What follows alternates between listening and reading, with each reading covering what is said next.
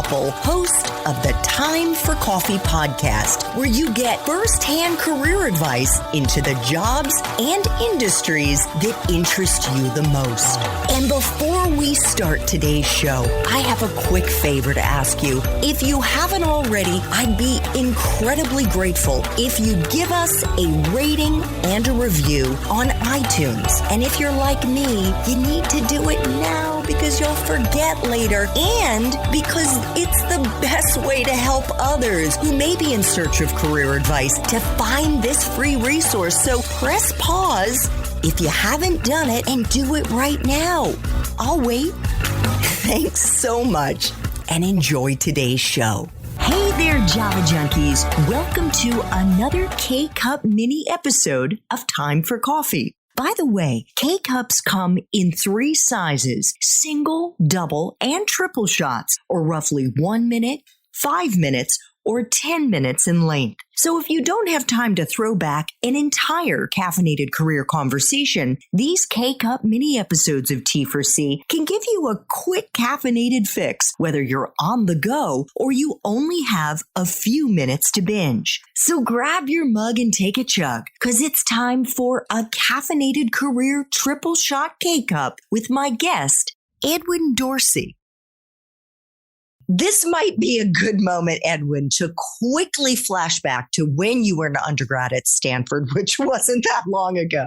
You majored in economics, as I've already mentioned. Now, before the spring of 2020, when you started Bear Cave, did you know what you were going to do with your economics degree when you graduated? No, in fact, I was in a little bit of a bind because we mentioned how I was working at this hedge fund, Sophos, on and off for like all 4 years of college. Naturally, I probably would have ended up working there, but my boss was planning on retiring and the fund was kind of planning to shut down. So I was kind of in a pickle. This place where I had all my internships, I couldn't go work for them. And, so now I'm like, shoot, like, where am I going to go work?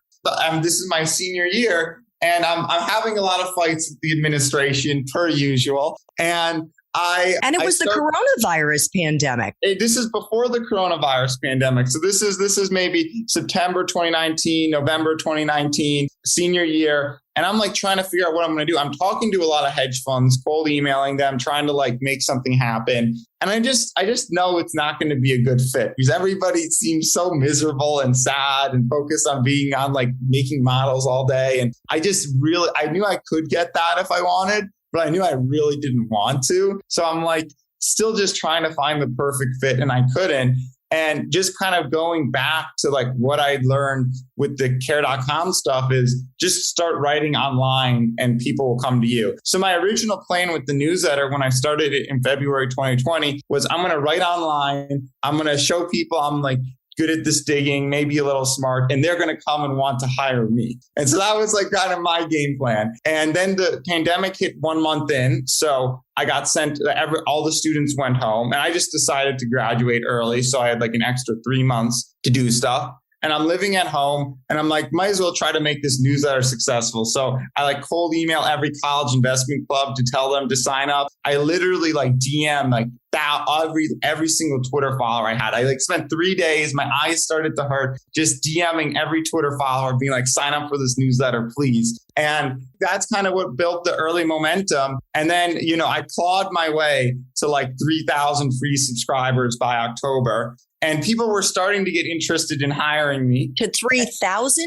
Free, yeah. Oh, free. Yes, 3,000 free. No one's paying. People are starting to get interested in hiring me. And I decided to turn on this paywall. And I have no idea how it's going to go. And it was, I think the first day it was like 10 people signed up. So we're looking at like $5,000 in annual revenue. And I'm like, I was not crying, but I like call my parents. I'm like, I screwed up so big. I am like going to be earning nothing, unemployed. I have got nothing. And then luckily within like 2 months, it had taken off and tons of people were paying for it. And I'm like, okay, it works. But yeah, that's kind of what happened. So it's extremely roundabout where I just keep taking these big risks and they kind of work. But the big thing the term I kind of wanted to use on this podcast that's relevant for college students is like Lux surface area. and try to find ways to increase your luck surface area. And that's something that I don't know why I just excel at doing. And you can do the way you don't increase your luck surface area is sitting in your room doing nothing. The way to increase your luck surface area is be the best version of yourself, be out in the world, try to meet people, introduce yourself, cold email, cold call, just do interesting stuff, start a podcast, start writing online, literally anything. And that's all stuff to increase your luck surface area. Ask like professors at the grad. One thing I did is I was bored with the undergrad classes and just not interested in, homework even. So I just started asking the graduate school teachers, can I sit in on your class? And a lot never responded. And I just show up to their door being like, can we sit in your class? And I think I was just annoying them. So they'd say yes. And then when I noticed these graduate schools have a lot cooler speakers than the undergrad. So I didn't do any homework. I didn't get any credit. I just sat in the classes and introduced myself to the speakers. And it just worked. So, and what did you get out of the introduction about meeting these rock stars in the financial world?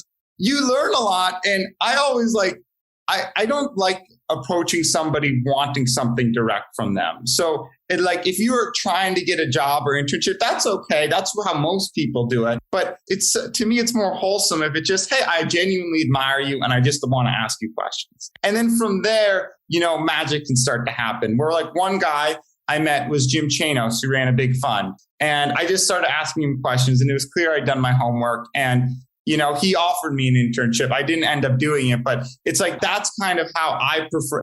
It's a little ask for money, get advice, ask for advice, give money twice. Is that the Pitbull line? It's ask for internships, get advice, ask for advice, get internships, if that makes sense. That's my motto. I'm a rapper now. Okay. So what have you learned, Edwin, about the most important ingredients and structure, or maybe even the format to building a successful newsletter? The two keys are distribution and good content. Nothing's going to replace good content. If you have bad content, it's even if you get someone to become a paid subscriber, you're not going to retain them and they're going to leave after 2 months. No one's going to forward bad content. It doesn't matter how you word it, sell it, how you build hype. If it's bad content's bad, no one's going to read it. So you need to have good content people want to read and pay for, that adds value to them and ideally helps them do their job better. So that's key number one. But just doing that in a void, how are people going to hear about you? How is it going to sign up? Especially when you're small, newsletters growing through word of mouth. I think that's a tough game. Maybe it works over the period of years and years and years, but with newsletters, you want to get traction right away. So the other thing you need to do is distribution. And the great ways to build distribution for newsletters, the 3 great ways are Twitter. Get people on Twitter, get Twitter followers, and then convert those to free newsletter subs, convert those to paid newsletter subs. Go on a lot of podcasts. I think podcasts are a great way to build a little bit of trust and energy and likeness. And so that's a great way to get subscribers. You can also befriend other newsletter authors, and then you recommend your publications to each other. So that's kind of the common ways to do it.